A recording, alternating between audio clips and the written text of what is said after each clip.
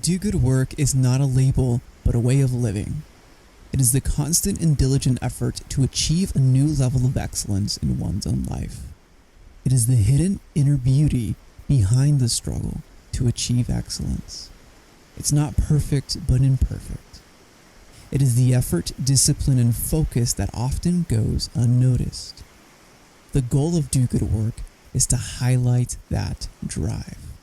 The guests I have on this show emulate this drive in their own special way. You'll be able to apply new ideas into your own life by learning from them. We will also have one-on-one episodes with me where we'll dive into my own experience with entrepreneurship and leadership. Every episode is designed to provide you with ideas that you can apply and grow in excellence in all areas of your life, business, and career. Today on the show, we have Dennis Bonilla.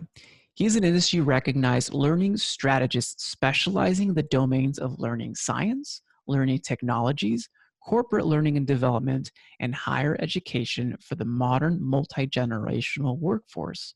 He's a veteran of the U.S. Navy, and currently, Dennis is leading digital learning transformation projects for Fortune 500 companies for GP Strategies. His wealth of experience in delivering technology leadership and innovation spans in a variety of different industries, including education, telecommunications, manufacturing, fossil, and nuclear energy.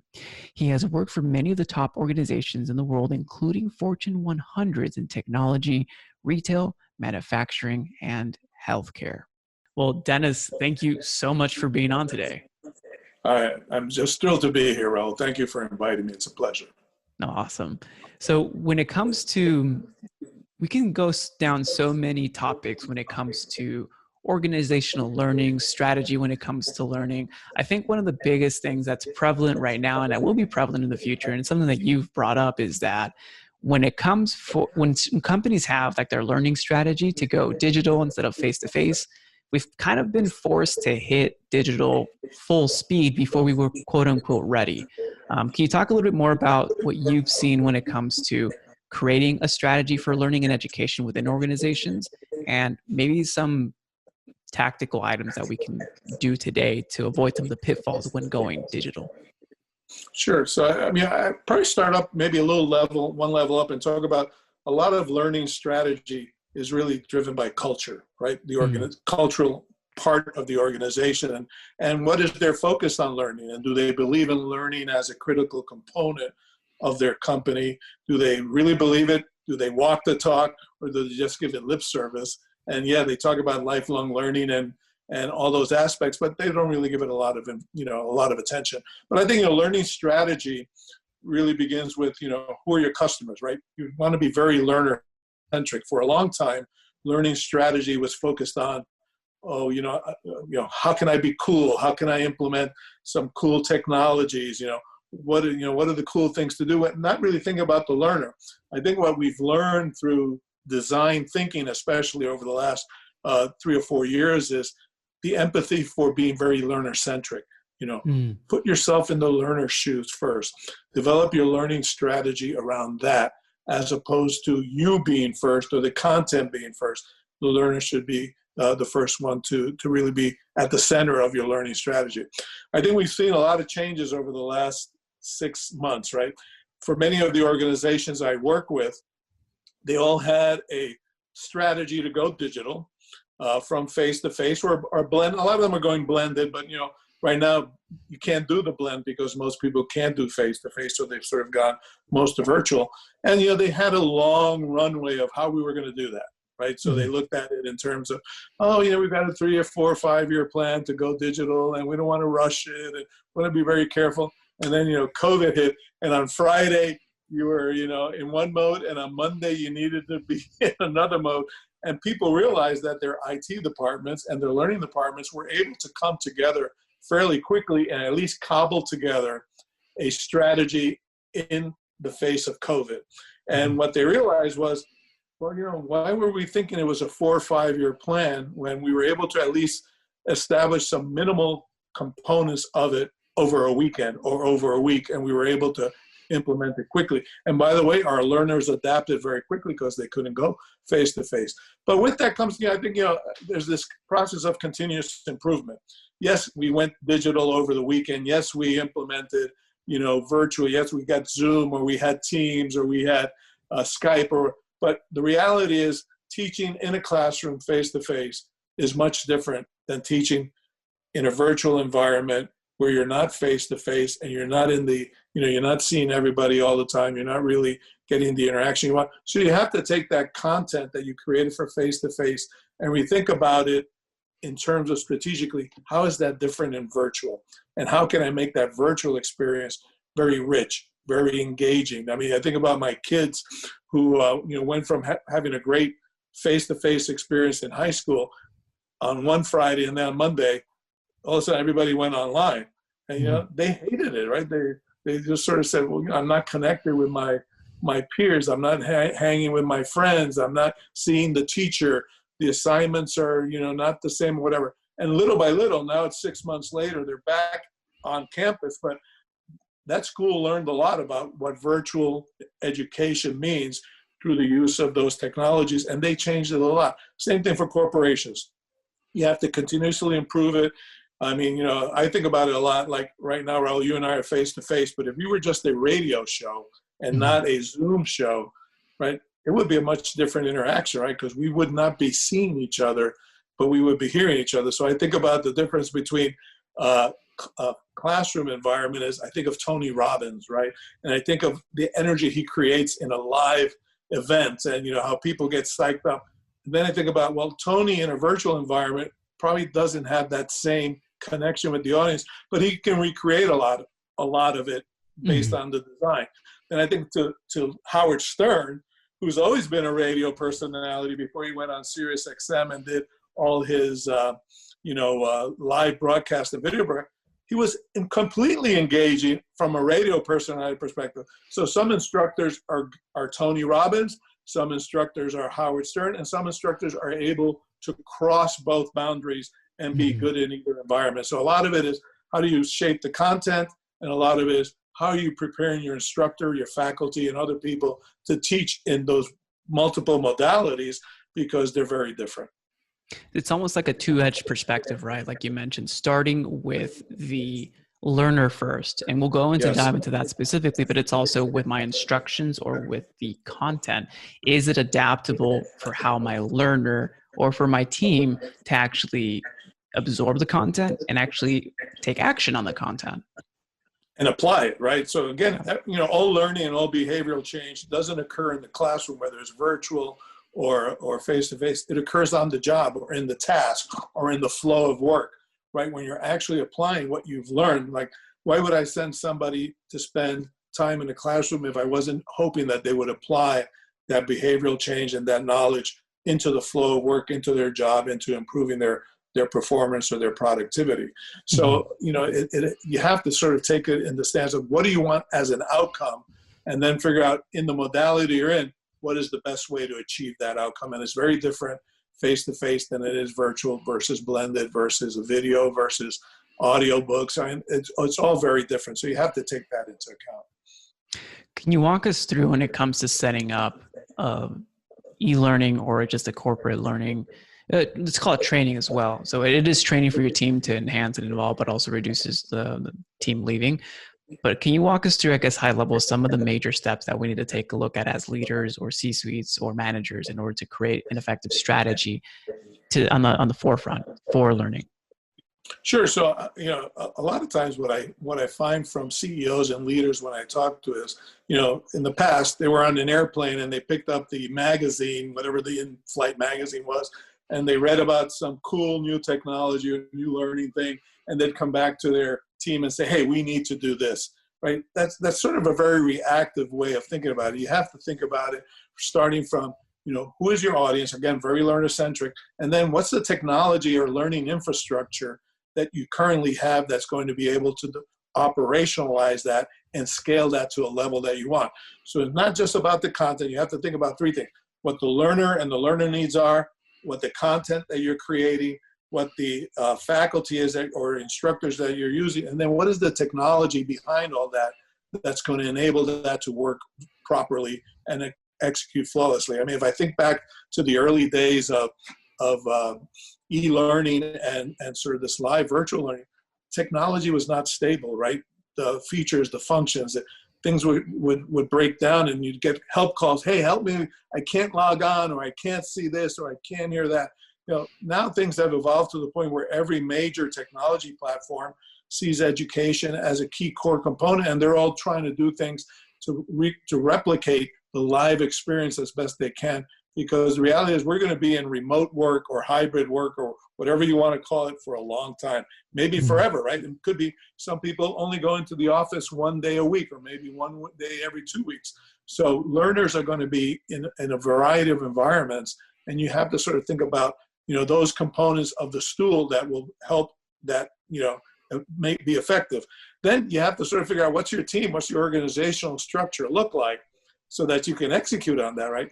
You know, do you have professional learning people who have learning as a profession versus you're just trying to cobble together some people and hopefully they will figure it out and come together and all that. Mm-hmm. So you have to have a level of professionalization to the organizational structure that understands the business, right? And that's the other component.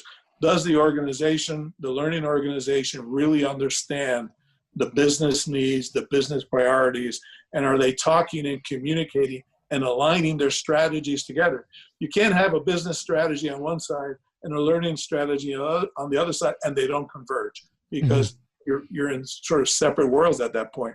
So as you start cascading down, that message has to be consistent in that these are the business goals, the business strategies, and as a leader, these are my learning goals and my learning strategies, and together they are complementary as opposed to being in very different silos. And I think that's actually, I want to highlight that point, is that when it comes to your business strategy, you have to ensure that it is aligned with whatever you're training your team to do. Because if you empower them to become better down that same path that you're going down, or if you empower them to become more efficient, more proficient in whatever the strategy is overall, it's going to help. It's like helping both at once. You're educating the team, you're making sure that they're happy, learner-centric, but it's also hitting the overall business metrics. You did touch on something that I want to hit on, is you talked about the technology piece that has to work. Now, when it comes to the technology pieces, and we don't have to go to specifics, but what are the core functionalities that your tech or the listener's tech has to have in order to facilitate a seamless learning experience within the organization? A lot of the things that I spend a lot of time on is talking about what is the learning technology infrastructure that you need to be able to effectively, you know, execute on your learning strategy.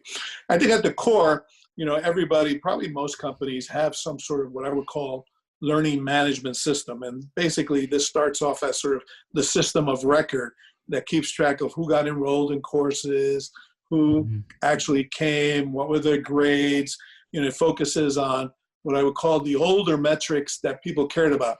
I invested in this learning management system. Are people coming to class? Are they taking the classes? Are they finishing? Are they taking tests? What's the test scores? Are they getting qualifications? What's their qualification level? What's their proficiency level, et cetera?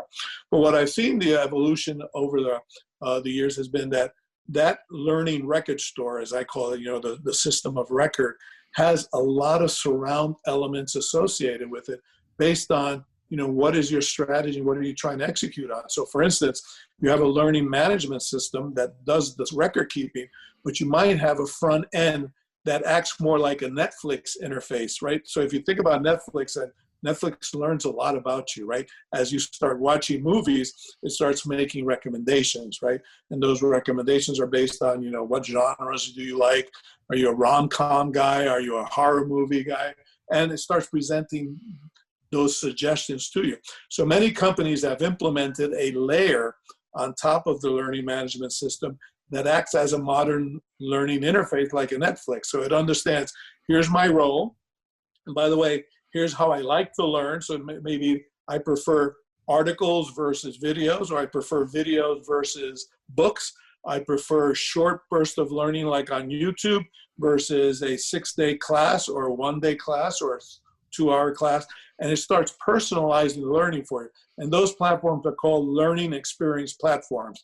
And what they do is they aggregate all this content that's available to you from your employer, and it starts presenting it to you in the preferences that you've expressed. And the more you interface with that platform, the more it learns about you, the better and smarter the recommendations are, right? So it starts understanding your style, your visual. Are you a visual learner? Are you not a visual learner? It starts presenting you with content, and it starts presenting it so that it's prioritized. And then it also presents things that are required. So let's say if you're in a industry that requires a lot of OSHA compliance or safety things, it makes sure that those things are presented to you.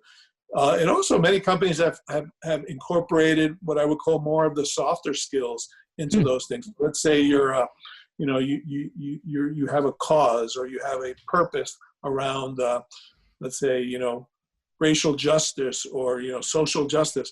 It will present those topics to you too, so that you can round yourself out. Because at the end of the day, we become lifelong learners, right? Learning is not about an event anymore.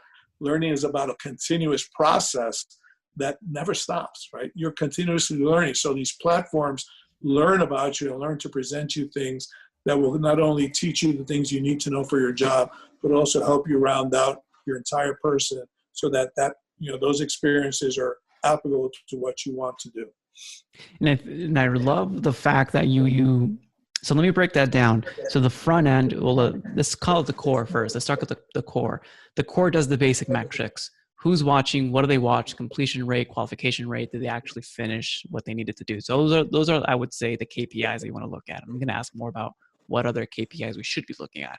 But on top of that is that you're presenting the content in a way that's best adapted to the learner. And when it comes to that is different modalities of learning, different types of tools of learning, and also different requirements of learning. And you can put those into like a checklist, or to do these first, and then you can check out this video and then these things that you need to do. When it comes to, obviously completion rate is one of the KPIs, but what are the other KPIs that you look at when it comes to not just teaching the content, but getting the content out there? What are other KPIs that companies need to be looking at?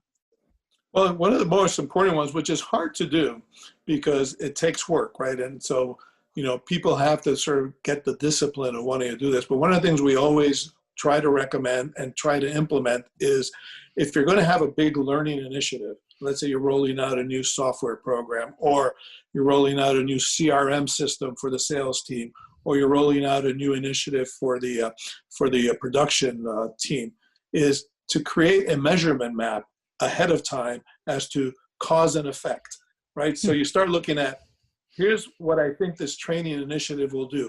And you map out this measurement map, which looks at all the inputs, what you're looking for outputs, and what some of the cause and effect and early indicators are that you're being successful. And then what are the final metrics that sort of determine that success. So you start looking at the return on investment of, if I want to spend this time and energy on education or training, what do I want to get out of it? And what am I going to measure to tell me that I'm on the right path as I'm going through it? And then at the end of it tells me that I've achieved what I want to achieve. So measurement mapping becomes a really key component, but it's hard work. You have to do, process analysis. You have to look at cause and effect. You have to look at what are some of the early indicators that would tell me that I'm on the right path.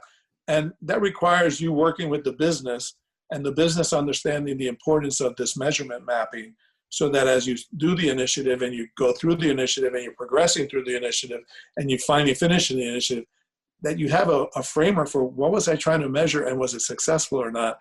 And if I have early indicators, it'll tell me, am I falling off the rails? Am I not getting what I need? Do I need to make adjustments early, as opposed to going through the whole initiative and then finding out, had I known what some of these early indicators, I would have adjusted and changed it. So measurement mapping is much more important right now than butts and seat, or, how many tests did I take and all that. Because at the end of the day, that's how they justify the initial technology investment. But now, those are sunk costs. Let's really find out what's really making an impact in the business. Exactly. And let's look at those hard sort of level, what we call them in Kirkpatrick's world, in terms of level of effectiveness, is the 3 and 4 versus the 1 and 2. It's easy to at the end of a course, to fill out a smile sheet, as we used to call them, right? Did you like the instructor? Were the donuts good? Was the room too cold? Did the instructor arrive on time? Did the technology work? Those are all valuable things, but that's not how I would measure the effectiveness of an initiative. I would measure what was the behavioral change. Did I get the application that I wanted? Did I get the outcomes that I needed? Did they actually perform differently on the job and in the flow of work, and not care so much about, they liked the donuts, but the instructor really but didn't. They didn't do anything with the action. Yeah. That was going to be my next question. So I kind of want to dive deeper then with measurement maps, because one of the key things, I know we're talking about building in-house training materials, but I know there's some companies that ship people to events, to conferences, to masterminds, and even if it's digital, right? I'm just talking about I've been shipped on a plane, right? So he's sent to these conferences. But the thing is, you want to see some sort of ROI from that, not just here's for the sake of learning if it's investing in the person in their career, but also it's something tangible. So I like that we're able to do that with a measurement mapping, but I know that that's easier said than done, just like you mentioned. So can you walk us through when it comes to, let's talk about, let's say we're creating an initiative, and this is a real example from a company here in town, is an initiative to set up a new phone system for the entire organization. It's a large organization, and every single person who works in the organization needs to do learning modules in person as well as remote. So how do you, just a simple example, how do you create a measurement map based on that kind of training, based on an implementation that's happening right now? Oh, those are some of the most common measurement maps that you'll see. It really starts, again, you got to go back to what is the outcome that I expect? So is the outcome that I expect everybody to have 100% understanding of all the features and functions of the phone system? Maybe, maybe not.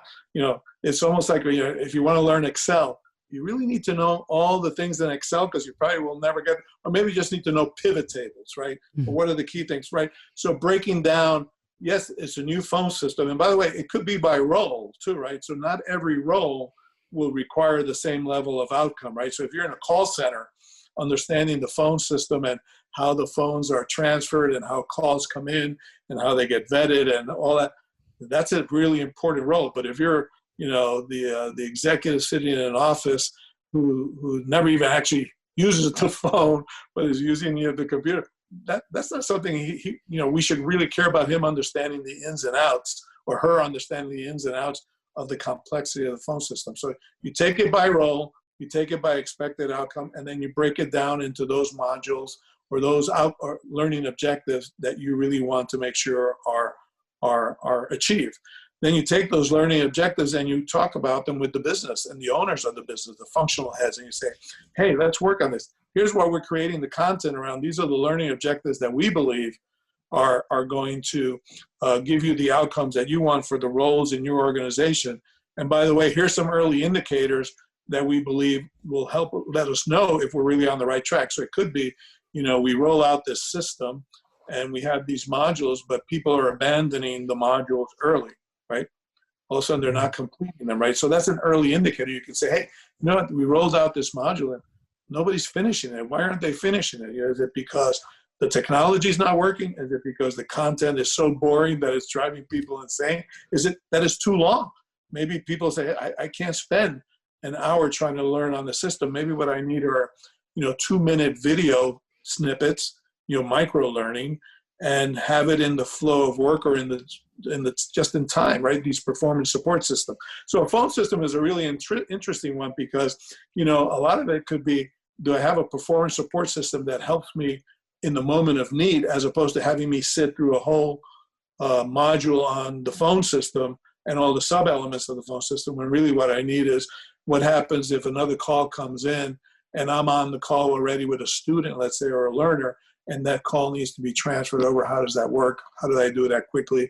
How do I have a sort of a little algorithm or some sort of flow chart that takes me through, yes, no, and drives that. So there's a lot of different ways to do that, but it takes work because you're breaking down what you want as an outcome into measurable pieces and parts that can actually be measured, tracked, and reported on, and provide early indication that what you've created is actually working for the outcomes you want. And that requires a ton of collaboration with the business unit.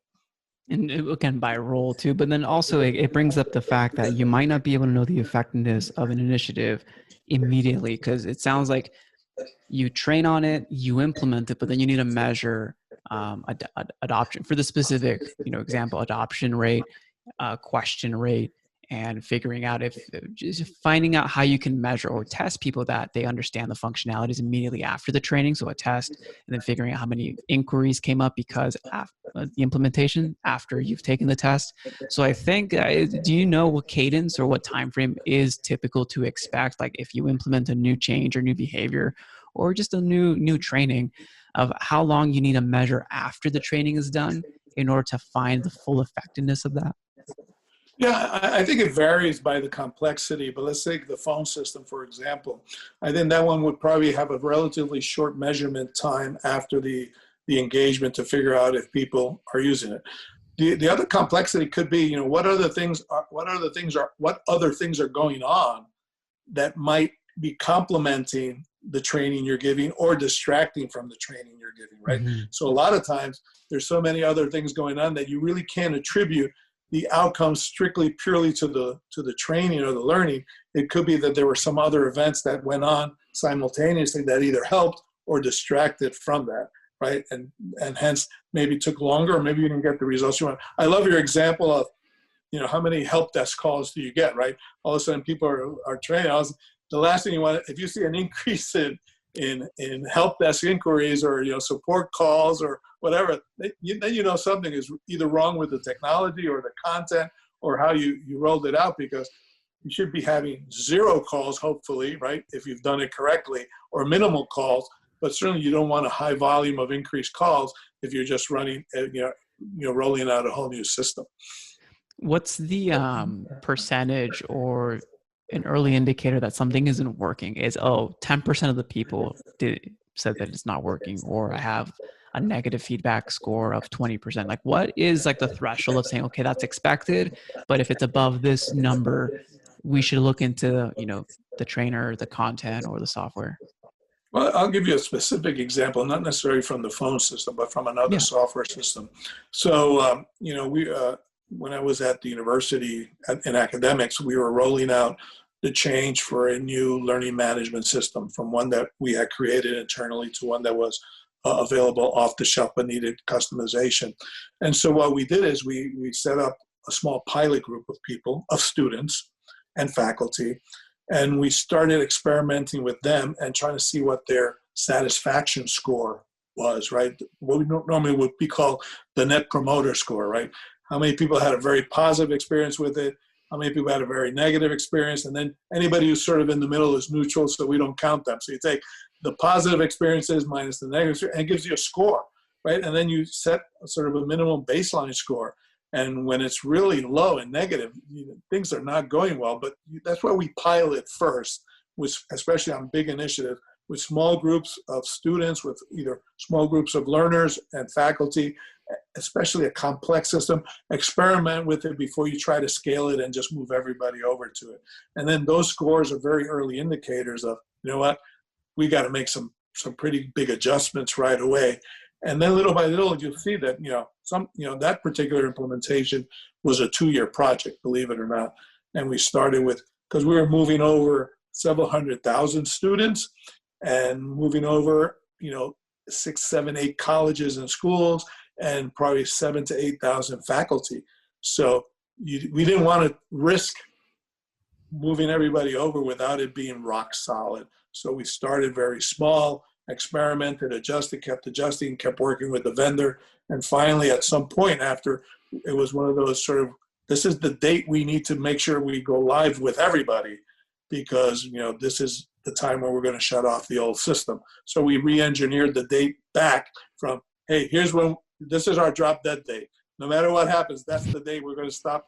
We're going to stop being on that other system. So let's engineer it back and make sure that we're ready to rock and roll and have everybody on that system by that date, and do it in increments that are manageable, that we can get feedback quickly, adjust. And we had a whole team dedicated to that. So there was a whole team that was just dedicated to the whole change management. That's another aspect, change management. You're changing huge, the whole organizational culture, a lot of things.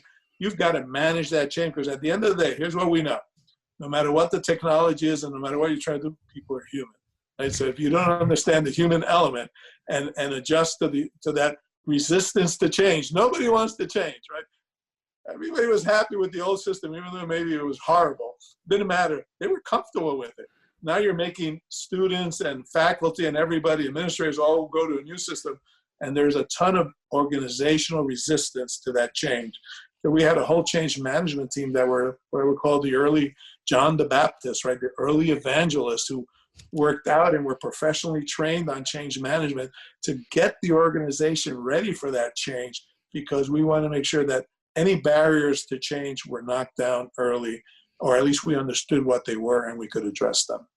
That is key. And you hit up a bigger point when it comes to change management, which is significantly like a layer of complexity on top of learning and education. But I think you mentioned something that was very relevant to my next question. It's fast iterations, feedback loops.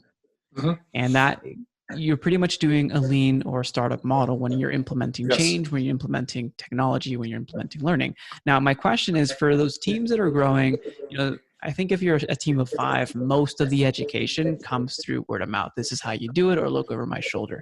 When you head to a team like 15 to 25, I think that's a healthy point within the startup realm to start implementing some tidbits of this. I think a good, portion of the audience is either getting started, or those who have a smaller team might not be in the hundreds or in the thousands yet. But when it comes to smaller teams, what are the areas that you see that, or the number of team members that companies should consider implementing learn management or learning systems or learning strategy? And on top of that, just like the threshold of if you're above 15 people, you should consider it. What are some of the tactics that you would suggest for smaller teams to implement robust change in education? Well, it's a little bit different today because of COVID and the dispersed teams, right? So when I was CEO of a startup out of Culver City, California, we were all in one location, right? So a ton of peer learning, right? Peer-to-peer learning, right?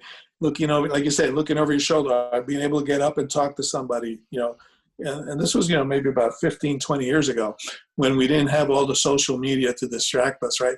And, nowadays, I see my kids who are texting each other. They're in the same car. Why aren't they talking as opposed to texting? Right? So you see that dynamic in the office these days too, right? Where there's not as much conversation, or people don't pick up the phone like they used to. But I think in small teams like that, even if you're working remotely and you have this collaborative software like either Teams or some of the other collaboration tools, right? Or Slack or whatever, this constant conversation where you're really trying to provide, when you're a small team, you're trying to provide insights, right? Things that people can sort of, this is I don't need to try to analyze this. Let the expert give me an insight on this, right? So a small team of 5, if you're not doing most of it through peer learning, then you're really missing the opportunity. When you have a bigger team and now you've sort of created what I would call functional entities, and that's when the siloing begins to happen, right? Because now all of a sudden you got maybe a head of HR. You hopefully have a CFO who's managing the dollar so you don't run out of runway, right?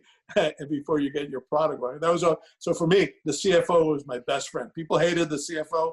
I loved the CFO because we had limited money and we had limited time, and he kept us. He at least kept us into the visibility of what was going on with the money.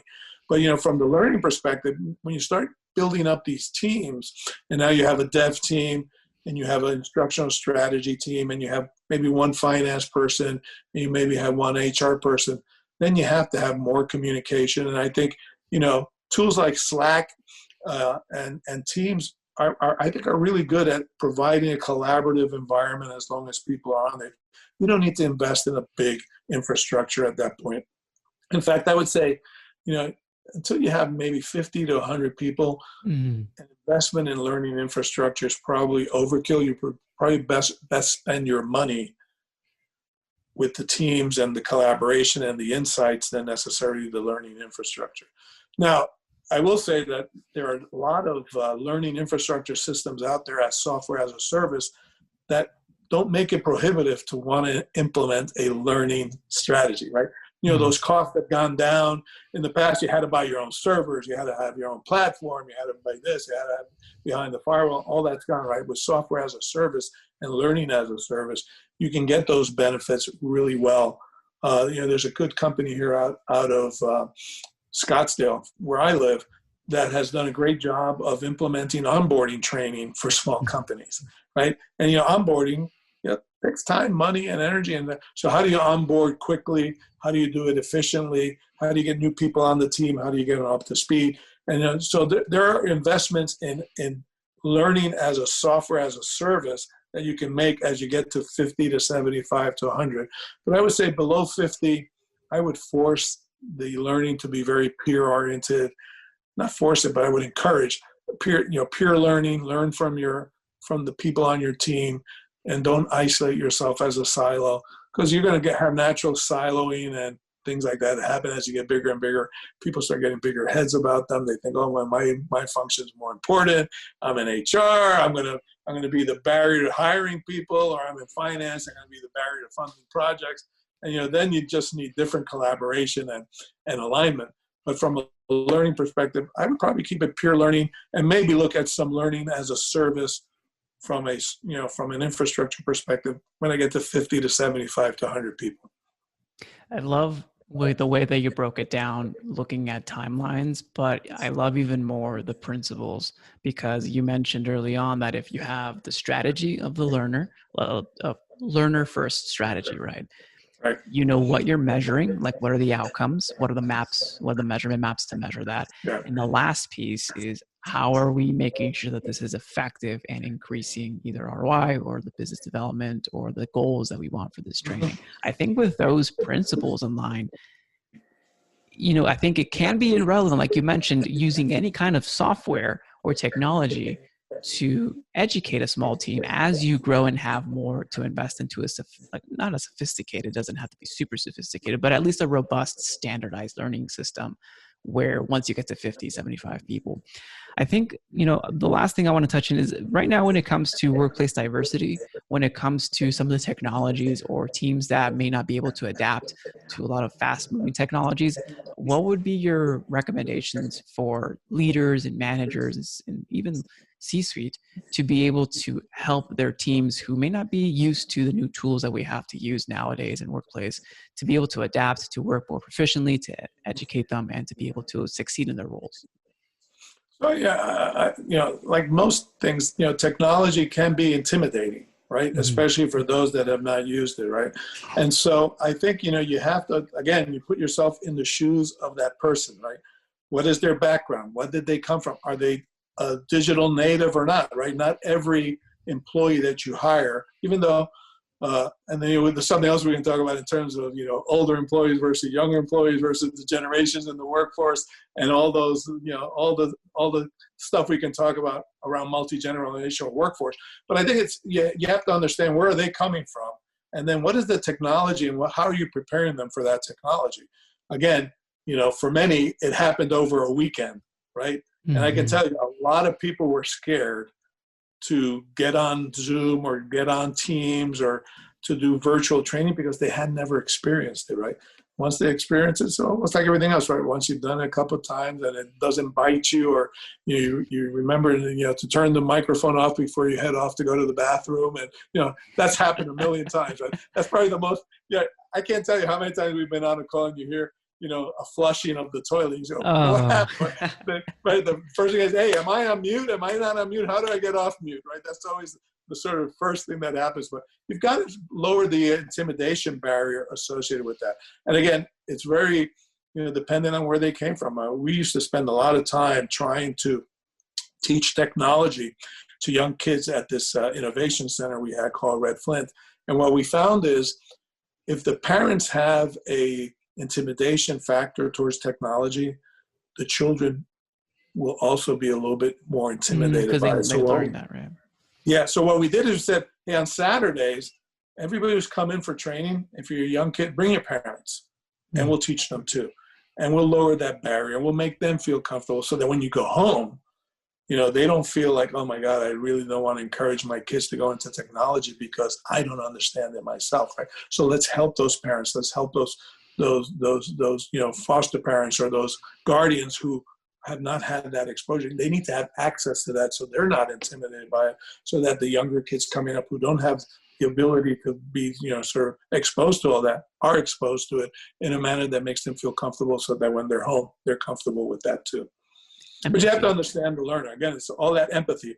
I can't tell you so much how important empathy is in terms of learning and learning transfer and knowledge transfer. You have to, one of the exercises we just did with a very sophisticated organization was put yourself in the learner's shoes. And they said, well, we know what the learners feel. I said, well, do you know if they're single or married, or do they have kids or not have kids? And what are all the environmental factors that you have absolutely no clue about that are going to be affecting their ability to learn? Because all those things take a toll, right? If I'm a single mother that has to worry about my kid not being in school, right? Because now they're working from, they're teaching at home. I still have to work, even though I may be remote. How do I balance the day so that I can be there for them as a home teacher? I can be there for them as a technology advisor if I have to, and I can still get my work done, right? So employers have to put themselves in a position to understand what's really going on in their learners' lives, not just from what I see every day from an employment perspective, but all that surrounding elements are affecting whether they're driven by culture. That's what we started off. You're right. Yes. It has to be driven by culture, because if the culture, the leadership doesn't care, your learning will be either non-existent or ineffective. And a lot of people don't walk the talk, right? So let's make sure that if you're talking about being empathetic and caring about your employees and caring about diversity and caring about inclusion, you need to walk the talk and not just talk about it, because people will call you out and know that you're a facade and you're a fake. 100%. No, I couldn't agree more, Dennis. Well, Dennis, I think that there's a lot of jam-packed action and insights from, speaking with you today. But for our listeners who want to thank you for the episode or reach out to you to talk more about learning, what's the best way for them to do that? Well, obviously, I think I sent you my LinkedIn connection. You can use that. You can get hold of me on Twitter at Dennis Bonilla IT, or you can send me an email at dfbonilla@gmail.com. I answer. I never turn down a conversation. Here's what I learned, in my whole career: never turn down a conversation, whether it's good for you or it could be good for the person. It could be good for both of you. Don't turn down a conversation. It's important. I love that insight, and we'll have your links in the show notes as well. Dennis, thank you again for being on today. Bro, I enjoyed it. Love it. Anytime, just let me know. Thank you.